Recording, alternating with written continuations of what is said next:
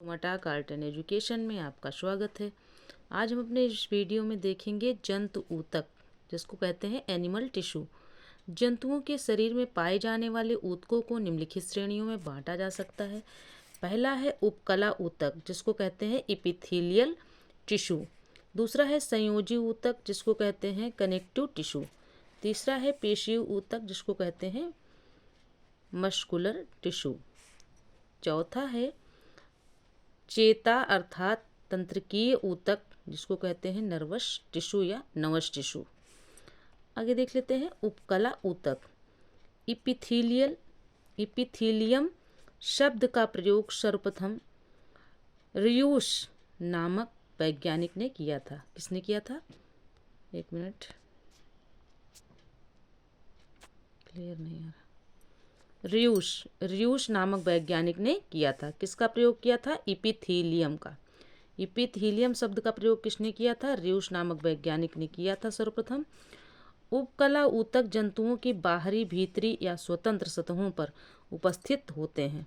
उपकला ऊतक जंतुओं की बाहरी, भीतरी या स्वतंत्र सतहों पर उपस्थित होते हैं, यानी इपिथेलियल टिश्यू। उपकला ऊतक में रुधिर कोशिकाओं का अभाव होता है। उपकला मुख्यतः शरीर एवं आंतरिक अंगों, फेफड़ा, हृदय, वृक्क आदि के लिए सुरक्षात्मक आवरण के रूप में कार्य करते हैं। उपकला भीतर स्थित ऊतकों की कोशिकाओं को चोट से, हानिकारक पदार्थों तथा जीवाणुओं से बचाते हैं। कई नालवत अंगों जैसे श्वास नालों, जनन वाहिनियों, मूत्र वाहिनियों आदि में ये श्लेष्म, मुकुश या अन्य तरल पदार्थों के संवहन में सहायक होती हैं। त्वचा या संवेदांगों की उपकलाएं संवेदना ग्रहण का कार्य करती हैं। संयोजी ऊतक देख लेते हैं क्या होते हैं। कनेक्टिव टिश्यू जिसको कहते हैं। संयोजी ऊतक प्रत्येक अंग में भीतर तथा बाहर और विभिन्न अंगों के बीच बीच में पाए जाते हैं। संयोजी ऊतक अंगों और इनके विभिन्न ऊतकों को परस्पर जोड़ने का कार्य करते हैं। तरल संयोजी ऊतक रक्त एवं लसिका संवहन के कार्य में भी सहायता करते हैं। संयोजी ऊतक शरीर के तापक्रम को नियंत्रित करते हैं तथा रोगों से उनको बचाव का कार्य भी करते हैं। कौन करता है? संयोजी ऊतक। संयोजी ऊतक क्या करते हैं? शरीर के तापक्रम को नियंत्रित करते हैं, साथ में रोगों से बचाव का कार्य भी करते हैं। आगे देख लेते हैं पेशीय ऊतक, यानी मस्कुलर टिश्यू। पेशीय ऊतक को संकुचनशील ऊतक या कॉन्ट्रैक्टाइल टिश्यू भी कहते हैं। पेशीय ऊतक शरीर का लगभग 40 से 50% भाग बनाते हैं। पेशीय ऊतक 3 प्रकार के होते हैं: रेखीय पेशियाँ, अरेखीय पेशियाँ तथा हृद पेशियाँ। रेखीय पेशियाँ देख लेते हैं। स्ट्राइटेड और स्ट्रिप्ड मसल्स। रेखीय पेशियाँ प्रायः जंतु की शरीर के उन अंगों में पाई जाती हैं जो इच्छानुसार कार्य करती हैं, अतः इन्हें ऐच्छिक पेशियाँ भी कहते हैं, यानी रेखीय पेशियाँ को ऐच्छिक पेशियाँ भी कहते हैं।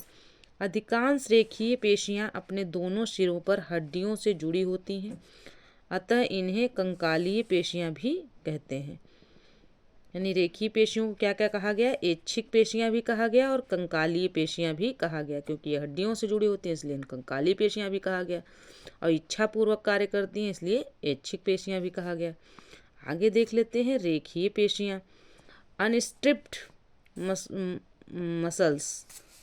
मसल्स में क्या है?